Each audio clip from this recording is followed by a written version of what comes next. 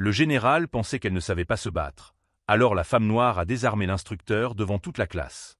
Le couteau d'entraînement a volé dans les airs et a frappé le mur du gymnase avec un bruit métallique qui a résonné dans le silence absolu. L'instructeur était au sol, immobilisé, son expression de supériorité transformée en choc pur.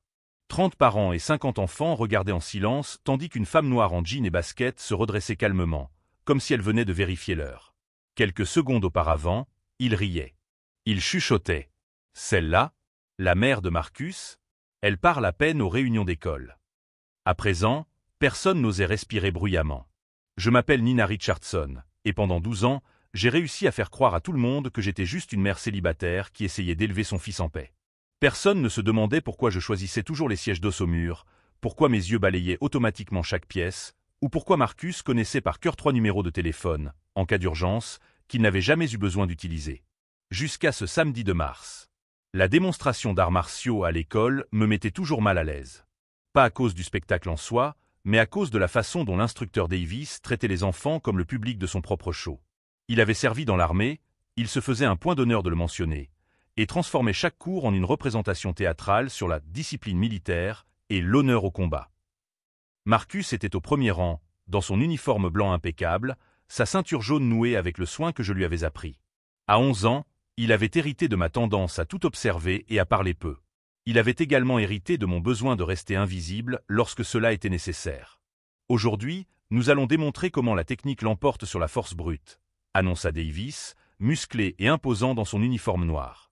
Mais d'abord, j'aimerais savoir, y a-t-il des parents ayant une expérience militaire parmi nous? Mon estomac se noua. Je m'enfonçais davantage dans le banc en bois, attendant que ce moment passe. Et toi, là-bas? La voix de Davis trancha l'air comme une lame. Madame aux cheveux bouclés. N'est-ce pas vous qui avez dit que vous aviez fait votre service? Toutes les têtes se sont tournées vers moi. J'ai senti le poids de 50 paires d'yeux posés sur moi. Marcus m'a regardé avec cette expression que je connaissais bien, mi-curieuse, mi-humiliante. Je n'ai pas dit ça, ai-je répondu calmement, en gardant une voix basse mais ferme. Ah bon?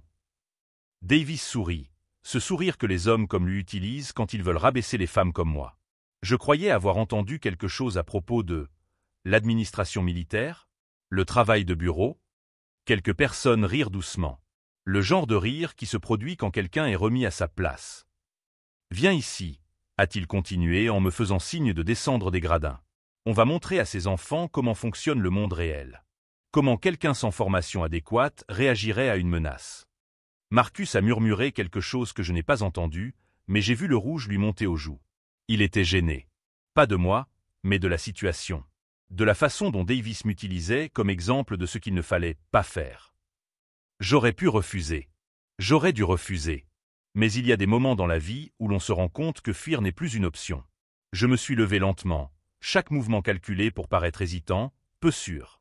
12 ans de pratique m'avaient appris l'art de paraître ordinaire, inoffensive. Je suis descendu des gradins pendant que Davis expliquait au public comment les civils réagissaient mal sous pression. « Ne t'inquiète pas », m'a-t-il dit lorsque je me suis placé au centre du tapis. J'irai doucement. C'est juste pour montrer aux enfants comment il ne faut pas réagir. Il a sorti son couteau d'entraînement en caoutchouc bleu et l'a fait tournoyer entre ses doigts avec des mouvements exagérés pour impressionner le public. Dans une situation réelle, quelqu'un sans entraînement adéquat paniquerait, commettrait des erreurs élémentaires. Ce qui s'est passé ensuite a duré exactement 2 secondes et 43 centièmes. Je le sais parce que j'ai chronométré mentalement, une habitude que je n'ai jamais pu perdre. Davis a avancé avec le couteau, d'un mouvement télégraphié, prévisible. Ma main droite a intercepté son poignet avec une précision chirurgicale, mes doigts trouvant le point exact où les tendons et les nerfs se croisent. La pression appliquée a été calculée au millimètre près, suffisante pour provoquer une paralysie temporaire, mais pas de dommages permanents. J'ai utilisé son propre élan contre lui, redirigeant son énergie au lieu d'opposer ma force. De la physique élémentaire. À chaque action, une réaction égale et opposée. Le couteau a volé. Davis s'est effondré. Puis, le silence. Si vous suivez cette histoire et que vous voulez découvrir ce qui se passe lorsqu'une femme que tout le monde a sous-estimée révèle qui elle est vraiment, vous ne pouvez pas manquer la suite. Car ce que Davis vient de découvrir n'est que le début d'une vérité bien plus grande sur qui je suis vraiment. Mais d'abord, je dois vous expliquer comment une ancienne membre des forces spéciales s'est retrouvée à se faire passer pour une mère ordinaire dans une ville de l'intérieur du Texas. Et pourquoi, à ce moment-là, ma vie soigneusement construite était sur le point de s'effondrer complètement. Le premier son qui rompit le silence fut un rire nerveux. Puis un autre. Bientôt, un murmure confus balaya les gradins comme une vague. « Mon Dieu, tu as vu comment elle… » C'était de la chance ou… Davis n'a même pas eu le temps de réagir. Davis se leva lentement, se massant le poignet. Son visage était rouge, non pas de douleur, mais d'humiliation pure. Un vétéran de l'armée, mis à terre par une mère ordinaire, devant 2 douzaines de parents armés de smartphones. Intéressant, dit-il en essayant de retrouver son sang-froid. Des réflexes inattendus. Sa voix était plus aiguë que d'habitude. Mais dans une situation réelle, avec un agresseur vraiment entraîné. Papa, elle a mis le professeur KO. La voix d'un enfant interrompit l'explication de Davis comme une cloche. C'est une sorte de ninja. Des éclats de rire sincères ont éclaté dans les gradins. Davis a complètement perdu le contrôle du récit. J'étais toujours au centre du tatami, parfaitement calme, mais mon esprit traitait les informations à une vitesse fulgurante. Les visages dans les gradins. La position des issues. Qui filmait. Le protocole de limitation des dégâts s'est automatiquement activé. Marcus m'observait avec une expression que je n'avais jamais vue auparavant. Ce n'était pas de la honte. C'était de la curiosité. Et quelque chose qui pourrait être de la fierté. « Madame Richardson », reprit Davis, mais le ton était différent maintenant. Plus prudent. Où exactement avez-vous dit que vous aviez servi? La question resta en suspens comme de la fumée. Je n'avais pas dit que j'avais servi. Il avait supposé, essayé de me rabaisser, et maintenant il essayait de sauver la face en découvrant comment une simple mère venait de démontrer des techniques qu'elle n'avait clairement pas apprises dans un club de gym. « Je n'ai pas dit, » répondis-je en commençant à m'éloigner du centre du tatami. « Mais vous avez manifestement suivi un entraînement. » Davis n'allait pas laisser passer ça. Son ego masculin blessé exigeait des réponses. « Ce mouvement que vous avez utilisé, ce n'est pas quelque chose que l'on apprend dans un cours de self-défense au centre commercial. » Il avait raison, bien sûr. Ce que j'avais fait était une technique de désarmement spécialement conçue pour les opérations à haut risque, où la différence entre le succès et la mort se mesurait en millisecondes. Il m'avait fallu 2 ans pour la perfectionner. Mais Davis n'avait pas besoin de le savoir. « YouTube », mentis-je doucement. « Il y a beaucoup de bonnes vidéos là-bas. » Plus de rire dans les gradins. Quelqu'un cria « Mieux que la chaîne de Davis ». L'humiliation sur son visage était presque palpable à présent. Un homme habitué à être le chef de file, soudainement réduit à une blague dans sa propre classe. Et par une femme noire qu'il avait essayé d'utiliser comme exemple d'incompétence. « YouTube », répéta-t-il, l'incrédulité dégoulinant de chaque syllabe. « Madame Richardson, avec tout le respect que je vous dois, ce qui vient de se passer ici ne s'apprend pas en regardant des vidéos en ligne. Vous devriez peut-être regarder de meilleures vidéos, suggérai-je, provoquant une nouvelle vague de rire. Mais je savais que j'avais commis une erreur. Une erreur que Nina Richardson, mère célibataire et assistante administrative, n'aurait jamais commise. J'en avais trop dit, trop vite. Et Davis était assez intelligent pour remarquer les incohérences. Ses yeux se sont plissés. Vous savez, maintenant que j'y pense. Il a commencé à tourner autour de moi, comme un prédateur étudiant sa proie. Il y a quelque chose de familier chez vous. Votre posture, votre façon de bouger. Mon cœur s'est emballé, mais j'ai gardé une expression neutre. 12 ans de vie civile avaient ralenti mes réflexes dans ce genre de situation. Dans le passé, Davis aurait déjà été maîtrisé par des agents de sécurité ou écarté de manière plus permanente. « Où avez-vous grandi ?» demanda-t-il en changeant de tactique. « Quelle est votre formation ?»« Au Texas. J'ai toujours vécu ici. » C'était en partie vrai. J'avais vécu au Texas. Entre 16 autres endroits sur 4 continents. Davis n'était pas convaincu. Et le père de Marcus? A-t-il aussi ce talent particulier? La question toucha un point sensible. Marcus n'avait jamais connu son père. Non pas parce qu'il était mort au combat, comme je l'avais dit, mais parce qu'il n'avait jamais su qu'il existait. Une conséquence d'une mission qui avait duré 3 mois de plus que prévu et qui avait abouti à des décisions qui me hantaient encore. « Son père n'est plus parmi nous », répondis-je, utilisant la phrase que j'avais répétée pendant des années. « Service militaire ?» insista Davis. « Accident de voiture. » Un autre mensonge soigneusement construit. Marcus me regarda avec surprise. Ce n'était pas la version qu'il connaissait. Je venais de créer une incohérence devant lui, et mon fils était trop intelligent pour ne pas s'en rendre compte. Le problème avec les mensonges, c'est qu'ils exigent un entretien constant. Et quand vous passez 12 ans à construire une fausse identité, un seul moment d'inattention peut faire s'écrouler toute la structure. Davis n'a pas abandonné. Vous savez, Madame Richardson, j'ai des contacts dans l'armée. Des gens qui peuvent vérifier des dossiers, confirmer des histoires. Il a marqué une pause théâtrale. Surtout quand quelque chose ne colle pas. La menace était claire. Il soupçonnait qu'il y avait autre chose dans mon histoire et était prêt à enquêter. Dans une petite ville comme celle-ci, les rumeurs se propageaient rapidement, et celles concernant la mère mystérieuse qui avait humilié le professeur d'arts martiaux local se répandraient encore plus vite. « Faites ce que vous jugez nécessaire », répondis-je en me dirigeant vers les gradins. « Mais vous feriez peut-être mieux de vous concentrer sur l'éducation de ces enfants plutôt que d'essayer d'intimider leurs parents. » En montant les marches, je sentais le poids de dizaines de regards sur moi. Certains étaient admiratifs, d'autres curieux, d'autres encore clairement méfiants. Marcus me rejoignit à mi-chemin. « Maman, murmura-t-il, que vient-il de se passer? Et pourquoi as-tu dit que mon père était mort dans un accident? Tu m'as toujours dit qu'il... » Je m'arrêtai au milieu de l'escalier. Le moment que j'avais passé 12 ans à essayer d'éviter était arrivé. Mon fils commençait à remettre en question les fondements de la réalité que j'avais construite pour lui. Et Davis, en bas, me regardait toujours avec des yeux de prédateur, planifiant clairement son prochain coup.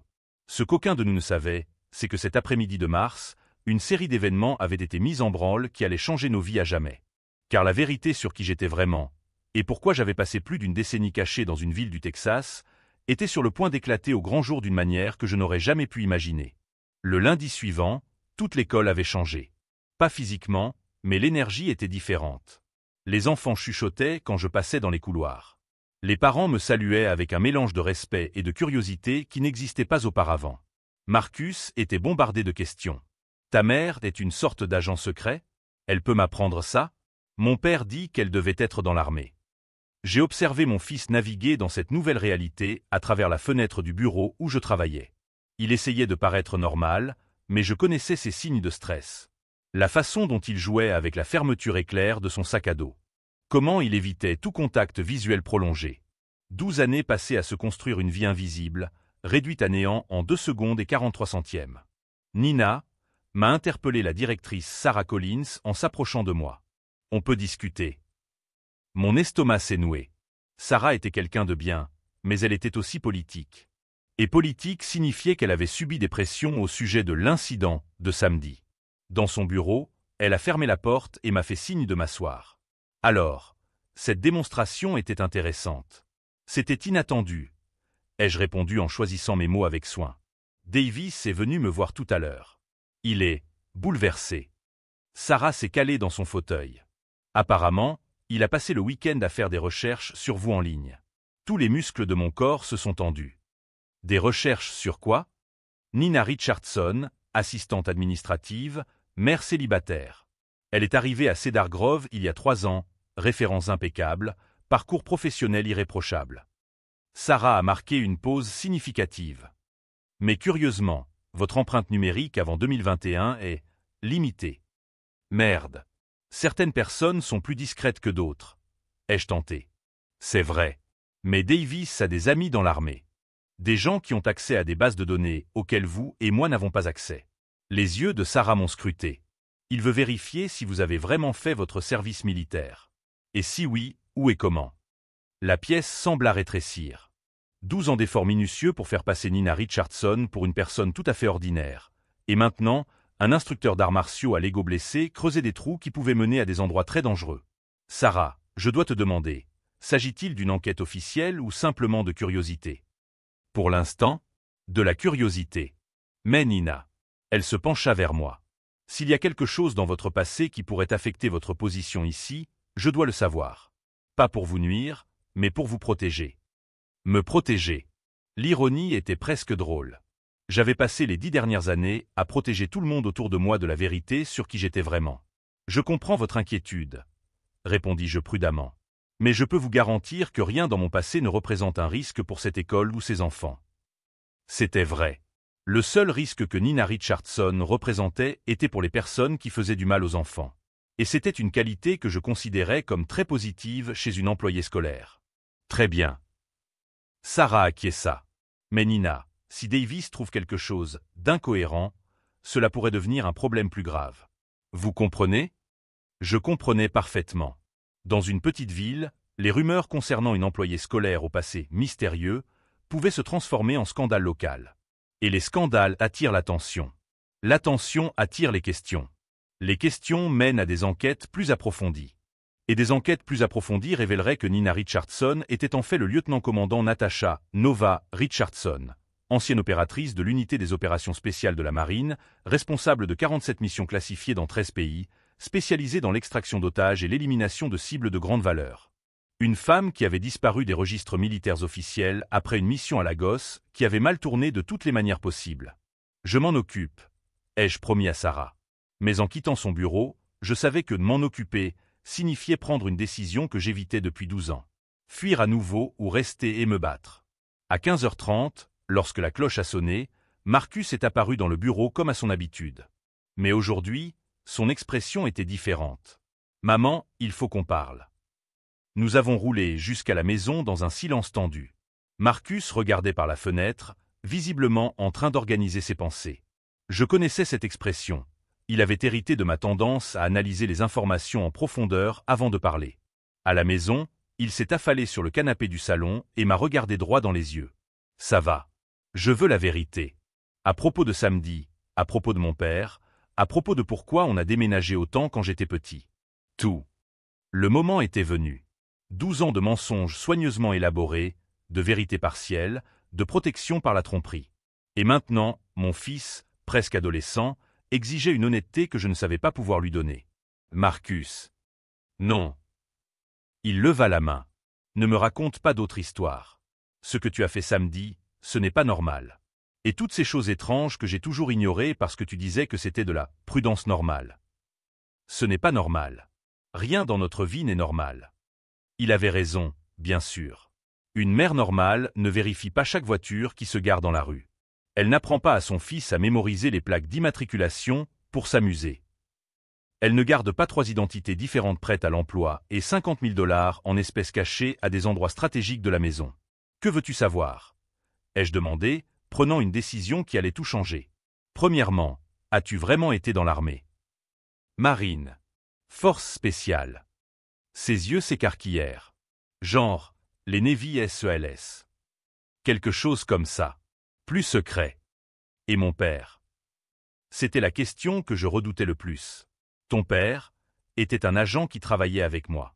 Il est mort en mission quand tu avais 6 mois. Techniquement vrai. David était mort. Mais pas lors de la mission dont je lui avais parlé. Pourquoi avoir menti à propos de l'accident de voiture? Parce que... Je fis une pause, cherchant mes mots. Parce que la vérité sur sa mort pourrait te mettre en danger. Marcus réfléchit à cela. En danger pour qui? Pour des gens qui voudraient se servir de toi pour m'atteindre. Le téléphone sonna avant qu'il ne puisse poser la question suivante. Numéro inconnu, mais lorsque je répondis, je reconnus immédiatement la voix. Lieutenant-commandant Richardson. La voix était formelle, officielle. Ici le colonel James Mitchell, commandement des opérations spéciales de la marine. Mon sang se glaça. Personne ne m'avait appelé par mon grade militaire depuis 12 ans.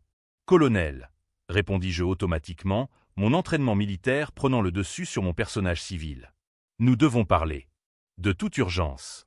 Il semble que votre position ait été compromise. Marcus me regardait, les yeux écarquillés, captant chaque mot. Compromise comment? Demandai-je, même si je connaissais déjà la réponse. Davis, l'instructeur. Il a posé les mauvaises questions aux bonnes personnes. Ou les bonnes questions, selon le point de vue. Nous avons des mouvements suspects dans la région. Des gens recherchent une ancienne opératrice qui vous ressemble comme 2 gouttes d'eau. La pièce se mit à tourner. 12 ans de sécurité, réduit à néant parce qu'un homme n'avait pas accepté d'être humilié par une femme. Combien de temps avons-nous? Demandai-je, déjà en train de répertorier mentalement ce que nous devions emporter et ce qu'il faudrait abandonner. Quelques heures, peut-être moins. Nina. Mitchell fit une pause. Je suis désolé. Je sais à quel point cette vie comptait pour toi. Je raccrochai et regardai Marcus, qui avait compris suffisamment de la conversation pour avoir l'air effrayé. Maman, que se passe-t-il? Nous quittons cette ville. Maintenant. Mais tandis que je montais les escaliers pour aller chercher nos kits d'urgence, une partie de moi, celle qui avait été le lieutenant-commandant Richardson, prenait une décision très différente. Il était peut-être temps d'arrêter de fuir. Il était peut-être temps de rappeler aux gens pourquoi ils devaient me craindre, plutôt que me rechercher. Car ceux qui étaient à ma poursuite allaient bientôt découvrir que Nina Richardson, mère dévouée et assistante administrative, n'était qu'une façade très convaincante. Et que la femme réelle qui se cachait derrière avait des compétences qui faisaient passer cette opération de samedi pour un jeu d'enfant. 20 minutes plus tard, notre maison s'était transformée en centre d'opération. Marcus observait en silence, tandis que je révélais des compartiments secrets dont il ignorait l'existence. Derrière le miroir de la salle de bain, des papiers d'identité alternatifs. Sous une planche mâle fixée dans le placard, du matériel de communication crypté. Dans le fond de mon tiroir à sous-vêtements, des objets qui faisaient déglutir mon fils. Maman, c'est un pistolet Glock 19. Chargeur prolongé, munitions subsoniques. Je lui ai répondu sans le regarder, vérifiant méthodiquement chaque pièce d'équipement. Et avant que tu ne poses la question, oui, je sais parfaitement m'en servir. La transformation se déroulait sous ses yeux. Nina Richardson, la mère qui faisait des crêpes le dimanche, était en train de disparaître. À sa place émergeait quelqu'un au mouvement précis, aux décisions calculées, au regard qui avait vu des choses qu'aucun enfant ne devrait jamais voir. Mon téléphone vibra. Message crypté de Mitchell, 3 véhicules suspects. Périmètre extérieur. État, 90 minutes. 90 minutes pour choisir entre 2 stratégies complètement opposées. Stratégie alpha, évacuation complète. Kit prêt, itinéraire de fuite planifié, identité de secours activée. Dans 2 heures, Nina et Marcus Richardson cesseraient officiellement d'exister. Nouvelle vie, nouvelle ville, nouveau départ. C'était le protocole standard. Sûr. Éprouvé. Mais cela signifiait aussi que Marcus perdrait à nouveau tout ce qu'il avait. Ses amis, son école, sa stabilité. Pour la 5e fois en 12 ans, sa vie serait bouleversée à cause d'eux qui j'étais avant sa naissance. Stratégie Bravo. Rester et neutraliser la menace de façon permanente. Plus risquée. Définitive. Et complètement contraire à tout ce qu'on m'avait appris sur la protection des innocents. Marcus, ai-je appelé, sans cesser de ranger le matériel. Je veux que tu comprennes quelque chose de très important. Il s'est approché, encore sous le choc de la transformation radicale de sa mère. Pendant 12 ans, j'ai construit une vie pour assurer ta sécurité.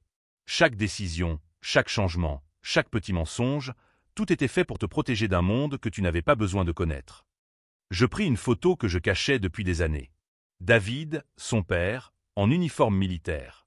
Jeune, souriant, vivant. Ton père n'est pas mort dans un accident. Il est mort en protégeant une école remplie d'enfants en Ouganda. 19 terroristes ont tenté de kidnapper 200 élèves. David et 5 autres agents ont empêché cela. Ma voix s'est légèrement brisée. Il est mort pour que ses enfants puissent vivre. Marcus a pris la photo avec des mains tremblantes. Pourquoi ne m'as-tu jamais dit ça? Parce que les héros morts font des cibles vivantes.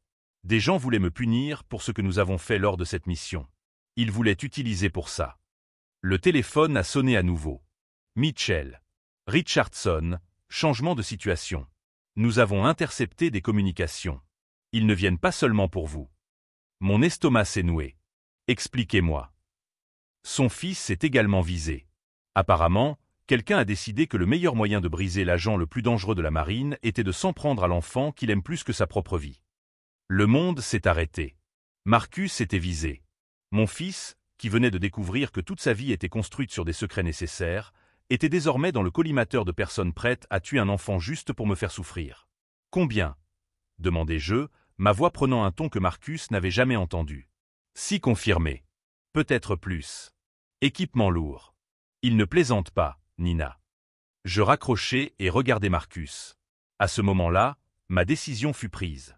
Il n'y avait plus de Nina Richardson, mère ordinaire essayant de protéger son fils en restant invisible. Il n'y avait plus que le lieutenant-commandant qui avait juré de protéger les innocents. Et Marcus était l'innocent le plus important au monde. Fiston, dis-je d'une voix autoritaire. Nous allons apprendre certaines choses très rapidement. Au cours des 60 minutes qui suivirent, je transformai Marcus en quelque chose qu'il n'aurait jamais imaginé pouvoir être. Une ressource tactique. Pas un soldat. Il était encore un enfant. Mais un enfant entraîné par quelqu'un qui savait exactement comment survivre quand le monde essayait de le tuer. Première règle. Quand je dis « protocole rouge », tu vas dans la cave, position delta, communication 0. Compris? Compris. Deuxième règle. s'il m'arrive quelque chose, tu appelles ce numéro. » Je lui tendis une carte. Ne dis que cette phrase, Nova a besoin d'être extraite. Rien d'autre. Maman. Marcus déglutit. Tu vas bien, n'est-ce pas? Je regardai mon fils dans les yeux et je vis David. Le courage que je ne lui connaissais pas encore, la détermination à protéger les autres même si cela devait lui coûter la vie. Marcus, il y a 12 ans, j'ai quitté mon métier d'opératrice pour devenir ta mère. Aujourd'hui, je vais être les deux. Si vous suivez notre histoire et pensez que certaines batailles sont inévitables, que parfois protéger ceux que nous aimons signifie révéler exactement pourquoi nous sommes dangereux quand on nous provoque, alors vous comprenez ce qui se passait dans cette maison. Car tandis que 6 hommes armés s'approchaient de notre quartier, s'attendant à trouver une mère désespérée et un enfant sans défense, ils ne se doutaient pas qu'ils étaient sur le point de découvrir pourquoi le lieutenant-commandant Richardson était considéré comme l'opératrice la plus redoutable de sa génération. Et pourquoi certaines personnes, lorsqu'elles sont acculées, ne fuient pas. Elles attaquent en premier. Le téléphone a vibré une dernière fois. Un message simple, périmètre intérieur. Mouvement visuel confirmé. J'ai souri pour la première fois depuis des jours. Un sourire que Marcus ne reconnaissait pas, mais qui avait terrifié des hommes dangereux sur 3 continents. C'est l'heure du spectacle, ai-je murmuré en vérifiant mon arme une dernière fois.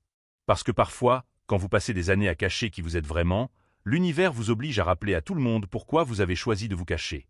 Et aujourd'hui, 6 hommes allaient recevoir une leçon sur la différence entre provoquer une mère ordinaire et réveiller une agente d'élite qui avait passé 12 ans à réprimer ses instincts les plus meurtriers. Leur première erreur a été de supposer qu'une mère célibataire serait une proie facile. La deuxième erreur a été de sous-estimer ce que 12 ans de vie civile font aux instincts d'une agente. Ils ne les détruisent pas, ils les aiguisent. 18h47. Le soleil de Mars commençait à se coucher lorsque le premier véhicule s'est arrêté à 3 pâtés de maison. SUV noir, vitres teintées, 2 occupants. Approche tactique standard. Des amateurs. Grâce à la caméra que j'avais installée des années auparavant dans le chêne au coin de la rue, j'ai vu le deuxième véhicule se positionner à la sortie nord de la rue. Le troisième a bloqué la voie de fuite sur l'avenue principale. Marcus, protocole rouge. Maintenant. Mon fils est descendu au sous-sol sans poser de questions. 12 ans des exercices de sécurité, qu'il avait toujours considérés comme de la paranoïa maternelle, prenaient enfin tout leur sens. Ils ont attendu qu'il fasse complètement nuit. Approche coordonnée, silencieuse, professionnelle. 4 devant, 2 derrière.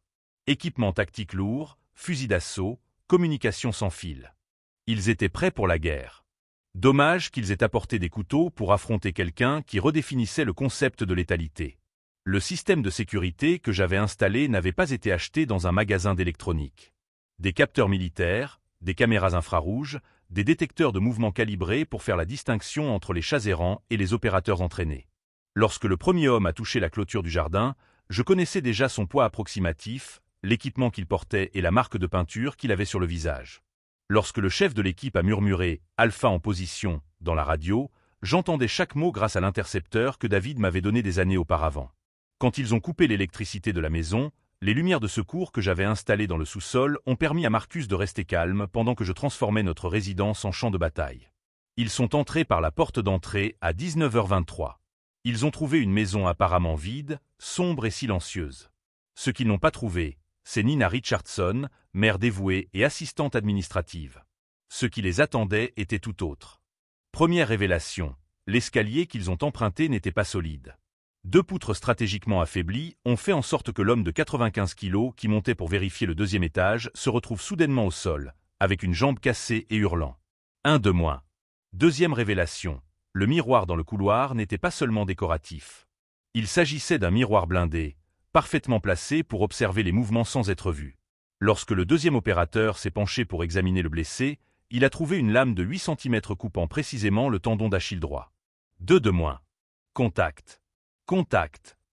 La voix à la radio trahissait une panique croissante. Alpha 2 et 3 sont à terre. Situation compromise.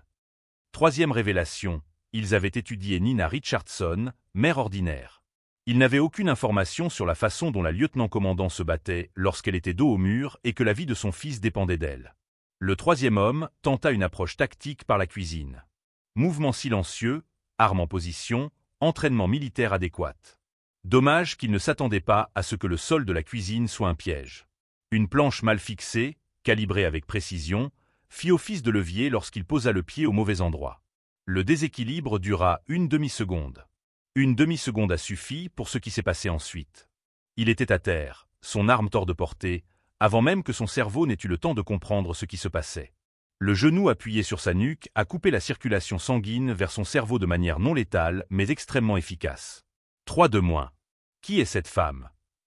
La voix du chef perdait son ton militaire. Rodriguez, état des lieux. Silence radio. Rodriguez avait fait une 4e découverte. La cave qu'il pensait être la cachette d'un enfant effrayé était en fait une salle de crise militaire dotée de multiples issues. Et Marcus n'était plus là. Mais Rodriguez n'eut pas le temps de signaler cette découverte, car il trouva quelque chose de plus urgent. Une femme surgissant de nulle part derrière lui, se déplaçant avec la fluidité de l'eau, ses mains sachant exactement où appuyer pour provoquer une perte de conscience immédiate. 4 de moins. Les 2 derniers agents comprirent enfin qu'ils n'avaient pas affaire à une victime désespérée. C'étaient eux qui étaient pourchassés. Retraite. Retraite. Mission abandonnée. Mais il était déjà trop tard. La 5e révélation est arrivée lorsqu'ils ont essayé de sortir par la porte arrière et ont découvert que la clôture qu'ils avaient coupée pour entrer était désormais électrifiée. Pas assez pour tuer, mais certainement assez pour paralyser temporairement 2 hommes portant des équipements métalliques. 5 et 6 de moins. En 18 minutes, une mère ordinaire avait neutralisé une équipe militaire professionnelle sans tirer un seul coup de feu, sans causer un seul mort, mais en laissant bien clair qu'elle aurait pu faire les 2 si elle l'avait voulu. À 19h41, mon téléphone a sonné. Mitchell ici. Les capteurs indiquent que la situation est réglée. Comment va le paquet? Le paquet est en sécurité, répondis-je en vérifiant que Marcus était bien dans le bunker souterrain que j'avais construit sous la remise. Les menaces ont été neutralisées. Des blessés? Fierté blessée, quelques os cassés, beaucoup d'ego meurtris. Rien de grave. Silence de l'autre côté. Nina, tu es toujours aussi effrayante d'efficacité. En attendant l'équipe de nettoyage de Mitchell, je m'assis sur le perron, observant 6 hommes ligotés comme des cadeaux de Noël éparpillés dans mon jardin. Marcus apparut à mes côtés, émergeant du tunnel qui reliait le bunker à la maison abandonnée voisine. « Maman, dit-il doucement, c'était nécessaire, complétais-je. J'allais dire incroyable. » Il regarda les hommes neutralisés. « Tu n'as même pas utilisé ton pistolet. Je n'en ai pas eu besoin. Parfois, la violence est la réponse. Mais la violence intelligente est toujours préférable à la violence inutile. » Marcus réfléchit à cela. Et maintenant? Bonne question. Pendant 12 ans, j'avais construit une vie basée sur l'invisibilité, sur le fait d'être oublié, sur le fait de m'assurer que Nina Richardson soit la personne la plus ordinaire au monde. À présent, 6 militaires professionnels allaient signaler qu'ils avaient trouvé l'une des femmes les plus dangereuses qu'ils aient jamais affrontées, vivant sous couverture dans une ville du Texas. L'invisibilité était hors de question. Mais peut-être était-il temps d'arrêter de se cacher. Le téléphone vibra. Un message provenant d'un numéro que je n'avais pas vu depuis plus de 10 ans. J'ai appris que vous aviez toujours vos réflexes. J'ai une proposition qui pourrait vous intéresser. Et qui pourrait résoudre définitivement vos problèmes de confidentialité. Blackwood. Commandant Elizabeth Blackwood. La femme qui m'avait recruté pour des opérations spéciales. La personne qui savait mieux que quiconque de quoi j'étais capable lorsque j'étais motivé. Et apparemment, après 12 ans, elle voulait que je revienne. Marcus lut le message par-dessus mon épaule. Qui est Blackwood? Mon ancienne commandante. Et peut-être. Je m'interrompis, réfléchissant aux implications. Notre retour à une vie où nous n'avons pas besoin de nous cacher pour être nous-mêmes. Parce que parfois, la seule façon d'arrêter de fuir son passé est de l'accepter pleinement. Et d'en faire son avenir. 3 jours plus tard, je me retrouvais face à face avec la femme qui avait changé ma vie à 2 reprises. Le commandant Elizabeth Blackwood n'avait pas pris une ride en 12 ans. Elle avait toujours cette prestance qui faisait se redresser les généraux 4 étoiles lorsqu'elle entrait dans une pièce. Nous nous sommes retrouvés dans un café discret du centre-ville d'Austin. Marcus m'accompagnait, non par hasard, mais par choix. Après tout ce qui s'était passé, il méritait d'être présent pour les décisions qui allaient affecter notre avenir. Lieutenant-commandant Richardson, sourit Blackwood, utilisant mon grade comme si je n'avais jamais quitté le service. 12 ans à faire semblant d'être un civil. Comment vous êtes-vous senti? Comme un mensonge nécessaire, répondis-je honnêtement. Et maintenant que le mensonge n'est plus possible.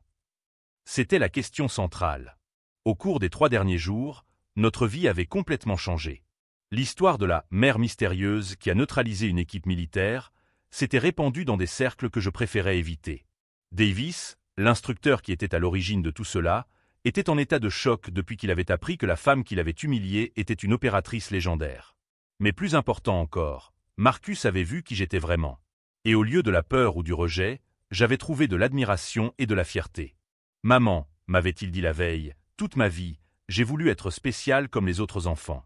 J'ai voulu avoir des parents médecins, avocats, des gens importants.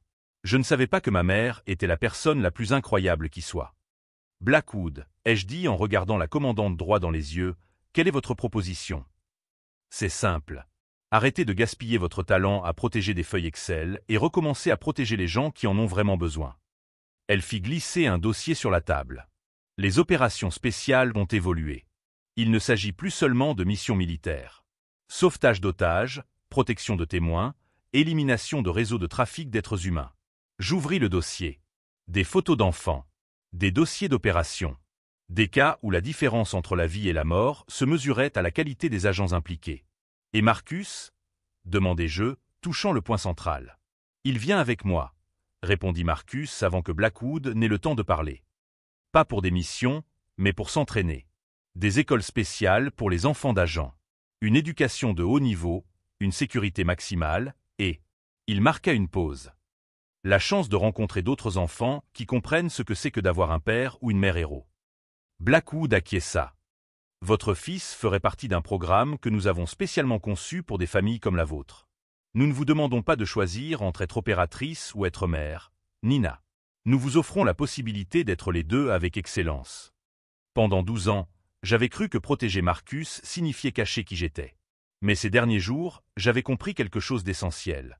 Je ne protégeais pas mon fils du danger.